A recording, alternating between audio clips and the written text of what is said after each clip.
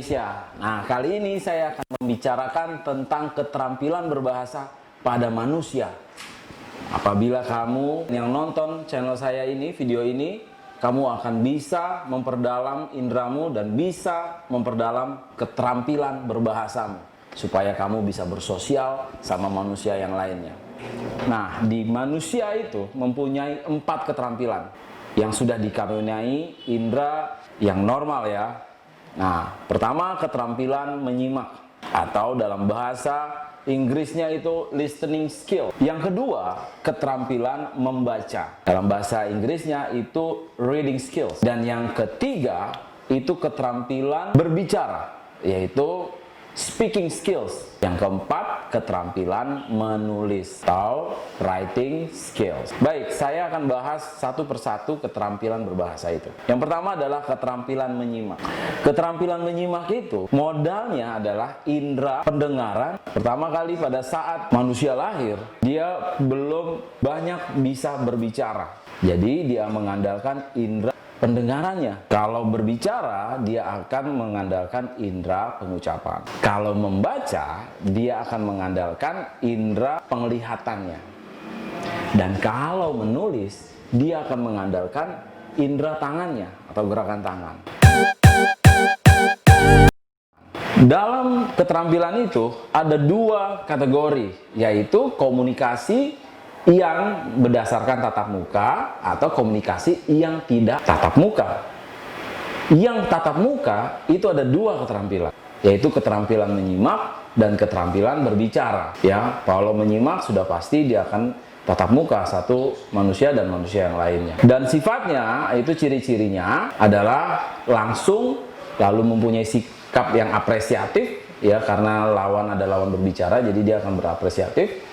Dan juga mempunyai fungsi atau fungsional. Sama seperti berbicara, dia akan berkomunikasi langsung dan produktif. Karena kalau seperti saya nih saat ini nih ngomong, nah saya berbicara ini berproduksikan terus apa yang mau saya bicarakan.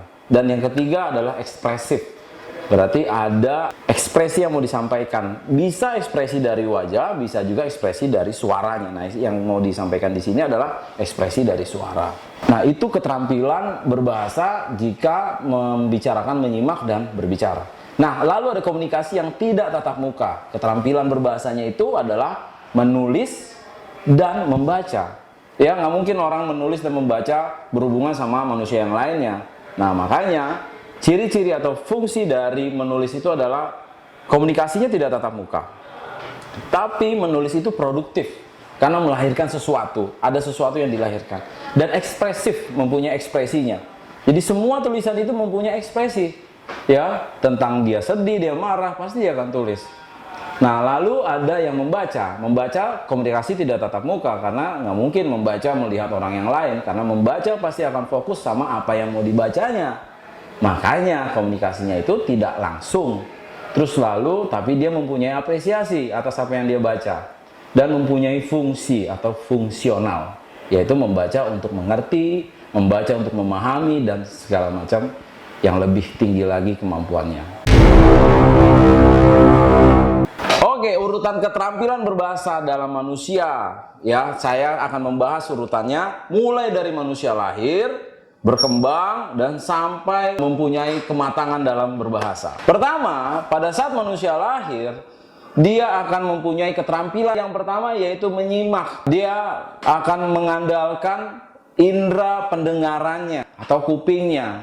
Makanya bayi-bayi itu belum bisa secara kuat untuk melihat objek-objek yang ada di sekitarnya. Jadi dia mengandalkan indera pendengarannya. Pada saat sudah bertumbuh, manusia itu bertambah keterampilannya, yaitu keterampilan yang kedua, keterampilan berbicara. Ya, manusia yang normal itu, yang tumbuhnya normal, dia akan mempunyai keterampilan kedua, yaitu keterampilan berbicara.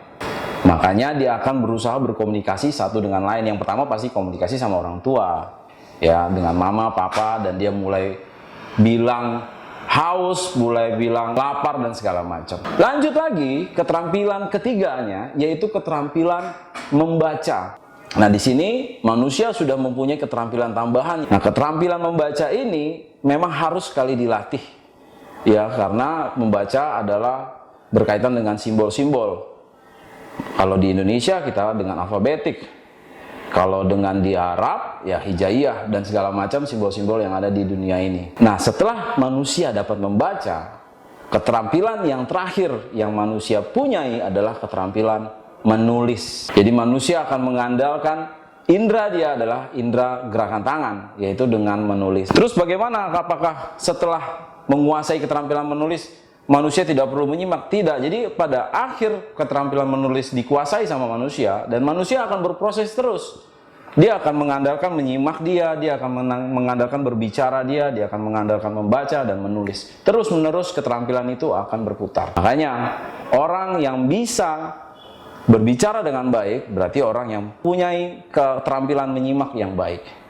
Orang yang bisa menulis berarti orang yang bisa membaca.